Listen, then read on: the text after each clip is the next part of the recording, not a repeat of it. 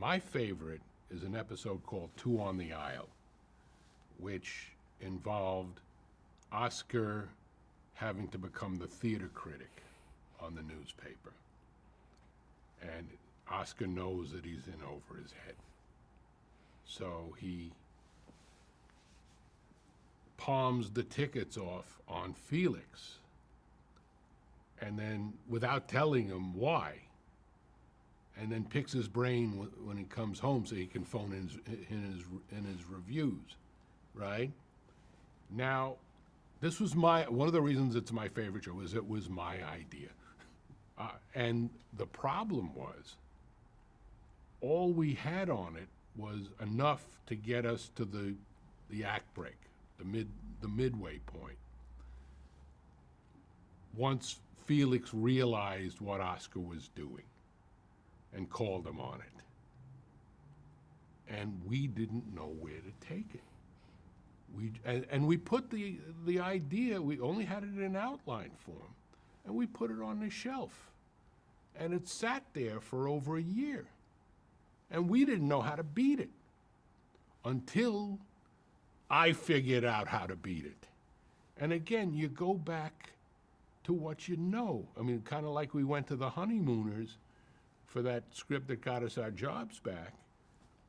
I went to Sergeant Bilko for this show. I said, I recalled an episode of Sergeant Bilko. I don't know how well you know the show. They did an episode where Fred Gwynn was one of the soldiers, and he had been stuck in an igloo in Alaska for over a year with nothing but the Audubon Book of Birds. He knew every page in the Audubon Book of Birds. He was a bird expert, right? So Bilko gets the idea to put him on the $64,000 question as an expert in birds, right? So in an odd plot twist, he gets bumped on the head and all the birds fly out of his head, right? So Bilko figures out that what he'll do is, when you're up for, he made it all the way up to the $64,000 question. And when you do that, you're allowed to bring a guest expert in the booth with you. That's the way the show worked. And so what he did was he got the platoon in a hotel across the street from the studio with every book of birds. There were stuffed owls in the room for no particular reason. And they wired Bilko up with a transmitter in his ear. And they had the soldiers had microphones at the hotel, and they were going to feed the information to Bilko. And in order for him to hide the transmitter, they wrapped his face in bandages, right? And then they went on the air, and the thing short-circuited, and they both collapsed to the ground. It was hilarious. It was a great episode.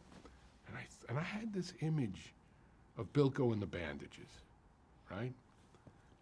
So I said, I think I have it. I think I've got it. What if the second act is Jack is invited to go on a talk show with other theater critics, right? And this is ostensibly Felix's idea. And he will go on with him as his dentist. And Oscar just had 4 wisdom teeth pulled and had his face wrapped in bandages. And the only way he could contribute to the conversation is to whisper his thoughts to Felix, who knew everything about theater, and would express his opinions to the other critics. Along the way, insulting all the other critics, and they all blamed Oscar for it because they thought it was his thoughts, right? And they all walked off, and it was hilarious. It was absolutely hilarious. And the thing about Jack is that he had this huge head. He had like a size 8.5 head. And the bandages on a head that big just made it that much funnier. Now, Jay Sandridge, a great director, directed that episode. And he turned to me afterwards and said, all right, level with me. You did this whole show to get Jack in the bandages.